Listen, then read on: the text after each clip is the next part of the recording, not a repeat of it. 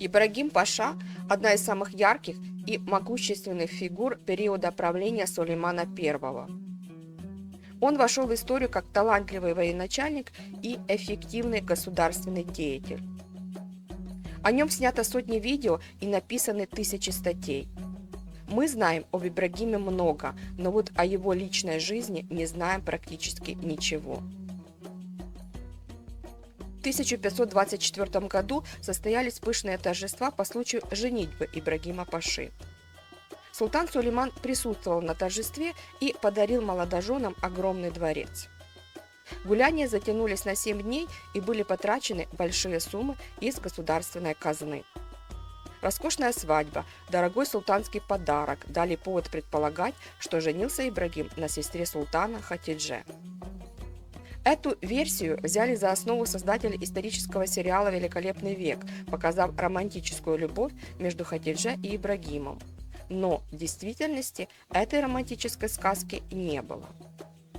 На момент свадьбы Ибрагима Хатидже уже была замужем за вторым визирем Османской империи.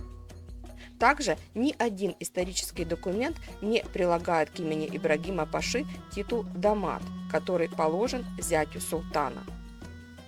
На момент съемок сериала «Великолепный век» было очень мало сведений о жене Ибрагима. Вокруг ее личности было множество версий и домыслов. Некоторые историки считают, что у Паши было даже несколько жен. И вот тогда впервые было изучено любовное письмо женщины по имени Мухсине к Ибрагиму. В письме не было ответов, кто была эта женщина, кто она, жена или любовница. Сценаристы решили ввести в сериал персонаж любовницы Ибрагима Паши, но назвали ее не Мухсине, а Нигяр.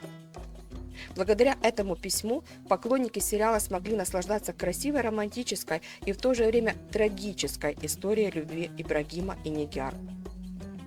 Сейчас уже документально подтверждено, что женой Ибрагима Паши была именно Мухсине. Она – внучка известного османского военачальника Михалоглу Искандера Паши. Он является прямым потомком византийца Михаила Косёса, который принял ислам и был преданным соратником Османа Гази. В детстве Ибрагим Паша был похищен пиратами и был продан в дом Михалоглу Искандер Паши в Манисе. Именно там познакомились Ибрагим и Мухсине. Несмотря на то, что Ибрагим был рабом, о нем заботились и дали прекрасное образование. Ибрагим много читал, интересовался разными науками, умел играть на музыкальных инструментах. В возрасте 16 лет его подарили будущему султану Сулейману I, который был в то время наместником Манисы. Ибрагим быстро подружился с будущим султаном, и с тех пор началась его стремительная карьера. Известно, что Мухсине пыталась отказаться от брака с Ибрагимом, не желая выходить замуж за бывшего раба своей семьи, но изменила свое решение.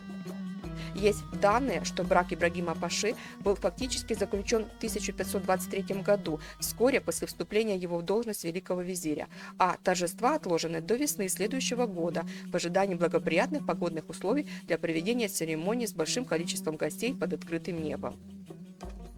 Молодая пара поселилась в огромном дворце, который им подарил султан Сулейман. Есть архивные документы, где указано, что вместе с ними жила мать Ибрагима и двое его братьев.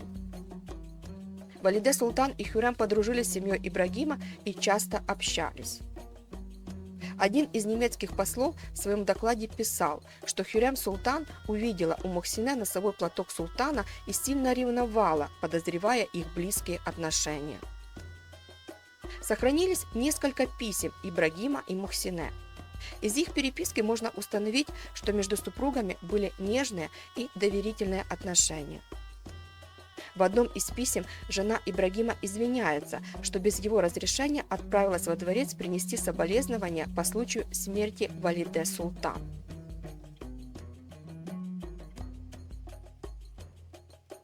В ответном письме Ибрагим писал Мухсине, что если ее пригласят на какой-то праздник, пока он находится в экспедиции, то она не должна идти во дворец, но принести соболезнования допустимо. Стиль выражения Ибрагима Паши в его письме заставляет думать, что он ревнует. Возможно, Ибрагим Паша не хотел, чтобы его жена бывала во дворце, пока он участвует в военной кампании, чтобы предотвратить инцидент, подобный тому, когда жена великого визиря Фатиха Махмуда Паши провела ночь в доме жены султана и была обесчещена сыном султана. По некоторым данным, в стамбульском районе Кум-Капы в 1532 году была построена мечеть жены Ибрагима Паши, но до наших времен мечеть не сохранилась.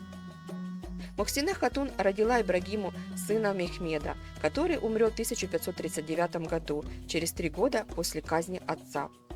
Будет ли его смерть насильственной или он умрет от естественных причин, история не упоминает. Нет в ней и дальнейших сведений о самой Мухсине Хатун. Каждый день изучаются архивные документы, и, надеюсь, мы скоро узнаем новые подробности из жизни этой загадочной женщины.